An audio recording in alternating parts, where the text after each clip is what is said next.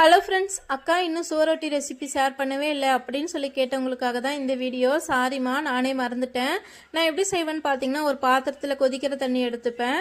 அதில் கொஞ்சமாக உப்பு மஞ்சத்தூள் போட்டு சோரோட்டியும் போட்டு மூடி வச்சிருவேன். சூடு ஆனதுக்கப்புறம் எடுத்து இது மாதிரி தோலெல்லாம் பிரிச்சுட்டு குட்டி குட்டியாக கட் பண்ணிவிடுவேன். இப்படி கட் பண்ணும்போது தான் பார்த்தீங்கன்னா ரத்தம் வெளியே போகாமல் இருக்கும். அதுக்கப்புறம் ஒரு வானலில் எண்ணெய் காஞ்சதும் கொஞ்சமாக மிளகு கொஞ்சமாக ஜீரகம் போட்டுக்கிட்டு கட் பண்ணி வச்ச சின்ன வெங்காயத்தையும் போட்டு வணக்கிக்கலாம். வெங்காயம் வணங்கினதுக்கப்புறம் ஒரு ஸ்பூன் இஞ்சி பூண்டு விழுதையும் சேர்த்து கருவேப்பிலையும் சேர்த்து நல்லா வணக்கிக்கலாம். இது கூடவே பார்த்தீங்கன்னா வீட்டில் அரைச்ச ஒரு ஸ்பூன் மிளகாய் பொடி, 1/4 ஸ்பூன் மஞ்சள் தூள், 1 ஸ்பூன் மட்டன் மசாலா இதையும் சேர்த்து பச்சை வாசனை போகிற வரைக்கும் வணங்கிக்கலாம். அதுக்கப்புறம் நம்ம கட் பண்ணி வச்ச சோரொட்டியையும் நான் இது கூடவே ஈரலையும் வாங்கிட்டு வந்திருந்தேன், அதையுமே சேர்த்து வணக்கிக்கலாம். தேவையான அளவு உப்பு சேர்த்துடணும்.